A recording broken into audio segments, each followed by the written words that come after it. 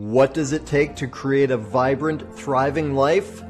First, the sad news is that Thoreau was right. Most people are leading quiet lives of desperation, lacking in meaning, fulfillment, and vitality. But we choose more. We choose to create extraordinary lives. And the Art of Vibrant Living show entertains you with inspiration, empowerment, and education to create your life into a masterpiece. It's time. Let's vibe up. Hey, aloha, y'all. Welcome to the show. I am Daniel Aaron, your host. This is the Art of Vibrant Living show. And I got good news, not the best news, but hey, we're going to be okay.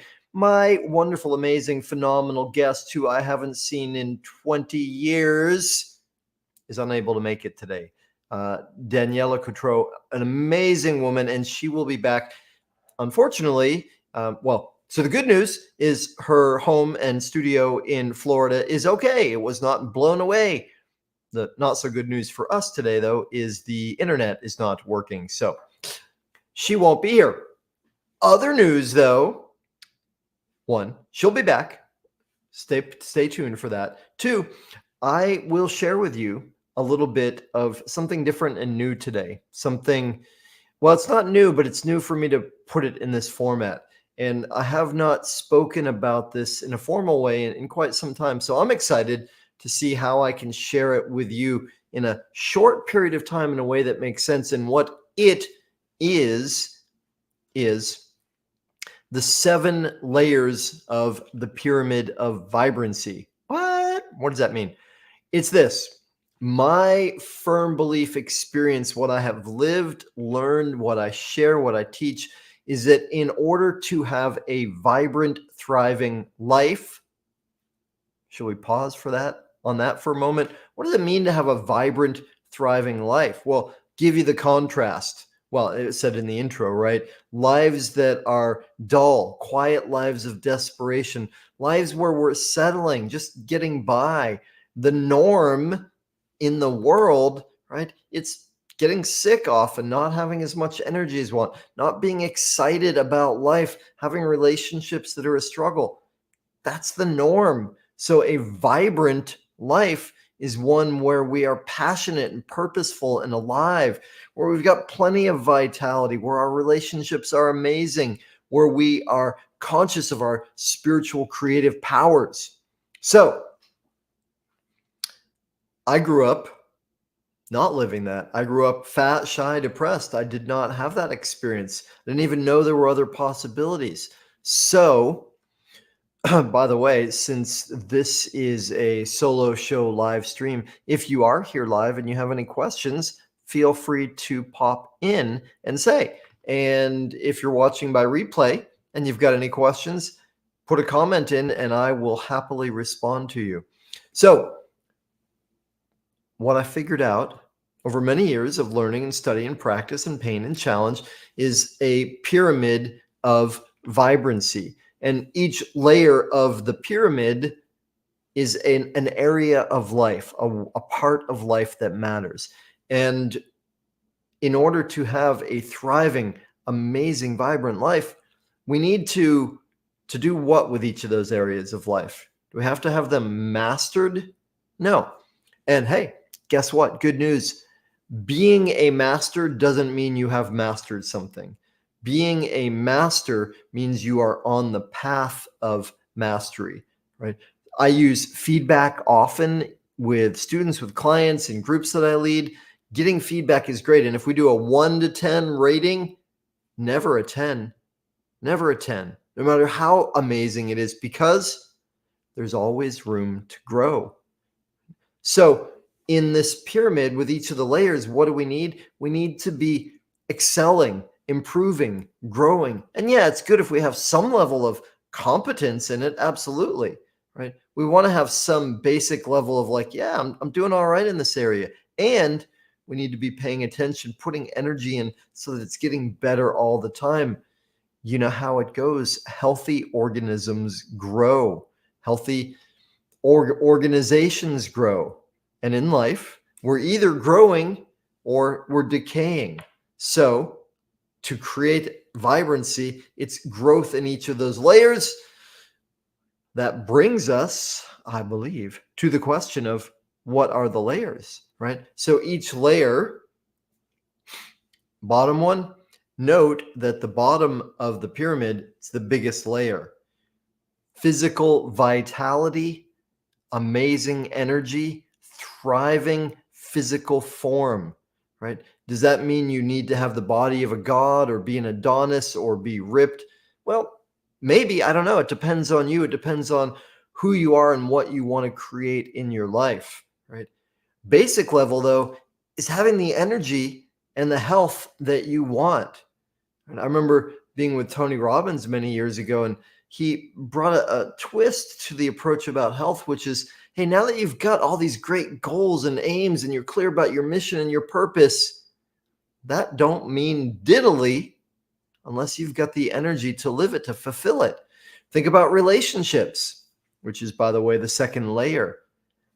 You could be with the most amazing person, and if you're sick and laying in bed, or simply just don't have the energy to put in to be with them, right? There's that great saying that a healthy person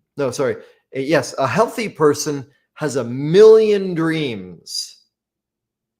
An unhealthy person has but one, right? So that's why physical vitality is the base of the pyramid. And we're lucky these days, right? We're lucky these days because there's so much amazing opportunity to be well physically, so much great information, so much quality food. It's not everywhere, right? You have to be discerning if you want this, right? Because there's a lot of junk, there's a lot of processed stuff, food and otherwise, that's not really feeding us. Yet, if we make it a priority, if we attend to that layer, to this temple, then there are infinite opportunities for high quality foods, movement, nature, healing, biohacking. It's an amazing time. So let's climb up to the next layer. Let's assume you've got some level of mastery and you're continuing to maintain, put energy into taking ownership of your health, your physical vitality, rather than abdicating it out to some expert. I'm not saying don't consult experts. I'm saying you are the one that's responsible for your form and your vitality. So, next level up, relationships. Actually, you know what? No, we got another layer before that. See, I told you it's been a little while since I've spoken about this. Emotional flourishing is the name I have for the next layer. Emotional flourishing. What does that mean? The stories we tell, the beliefs we hold, the processes that go on in our heads and in our hearts, right? Because in relationship, I promise, is the next layer. Relationships, again, imagine you're with the ideal partner, your dream partner. They're wonderful and amazing. However, if you have a mindset that is everything is against me, if that's your model of the world, your belief system, even the most amazing partner in the world is going to seem like your enemy. Right? So emotional flourishing, and I say it as the stories we tell because we can't help it. Human beings, we're always telling stories about what's happening in the world around us. We are meaning-making machines. Right? So if I walk down the street and I see somebody and I smile and they don't smile back, what does that mean? What's the story I make up? Right? If I'm in a less than emotional flourishing state, I look at that person and I think, oh, they don't like me, or they don't like men, or they don't like Caucasian men, whatever. I make up a story that is less than resourceful, that's negative. If I'm in the zone, in the state of emotional flourishing, I look at that person and they don't smile. I think, oh, I wonder what's going on. Maybe they're not feeling so good. Maybe there's an issue between us. Maybe they didn't see me. Who knows? I don't make up a negative story. I just wonder as to what's going on. Right? Emotional flourishing is the second layer because everything that comes above that is dependent on what we see, our perception. A Course in Miracles describes a miracle as a shift in perception, right? We don't see the world as it is. We see the world as we are. Next layer up, relationships. Why? I call it rockin' relationships, relationships that work, relationships that bring energy rather than take energy away. And I don't know about y'all, but that's an area that has required a lot of learning for me. My childhood, my upbringing, that's not what I saw around me, right? Not in my parents, not in my family, not in a lot of the culture around me. And a lot of sarcasm, a lot of meanness, a lot of putting other people down was what I saw. So to learning not only to value relationships, because for me the first phase was just to cut off and isolate, to value them, and then to learn how to communicate and to take responsibility for the parts that I bring to the relationship. And when there's an issue, when there's a kerfuffle, not if, because if we're in a relationship, yeah, sometimes there's going to be confusion. Sometimes there's going to be a breach in the harmony, in the love, and that's okay, right? One of my favorite philosophies that applies really well to relationship and parenting specifically. And by the way, I'm talking about all kinds of relationships. Yes, relationship with primary partner or spouse or whatever we call that romantic life partnership, right? Yes, that, and that's, for a lot of people, that's the most important one. Also, though, friendships and community and parents and employees or employers, all of those relationships. And the philosophy that applies really well in the realm of relationships is kintsugi. It's a word from Japan, and it describes a philosophy and a practice, an art. And the practice is when a ceramic vessel, a bowl or a plate or a vase or whatever it is, breaks. Well, what do we do in the West typically when that happens? Well, cry, get upset, blame somebody, maybe, or buy a new one, right? Sweep up it, say it's broken. But kintsugi philosophy from Japan says, well, let's glue it back together. And not just that, not just glue it back together, put some gold into the glue. So when we glue it back together, what we end up with from this philosophy is something better than what we had before. It's not now broken, it's not now imperfect, it's better, right? And I love that philosophy of putting the gold in and making something even better from what was a breach or a break. And we can apply that into our relationships. And it's actually been well documented and researched with children. Parenting, the most important thing we can do to help the emotional flourishing of our children is not to be perfect. That's not going to happen anyway, right? It's not to never get upset, because are we going to mess our children up? Of course, there's no chance otherwise, right? And the most important thing, though, is how we repair, right? What we do, how we clean it up, right? And that takes us down to emotional flourishing, right? Because if we have cultivated a great deal of self-love, right? If we've been able to forgive ourselves for the judgments that we've had about ourselves, right, then we have a much easier time realizing when we've made a mistake, when we've done something unconsciously that's hurt someone, right? And then it's a lot easier to clean up. So I see that time's flying by.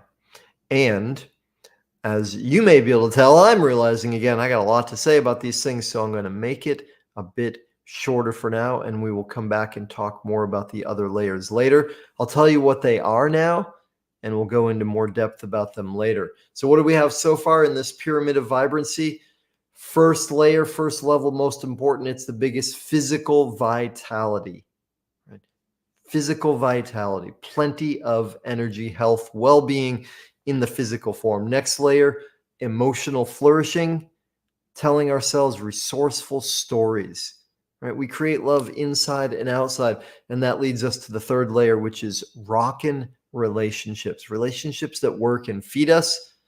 And we go up from there. And then we get to career, work, mission, purpose, right?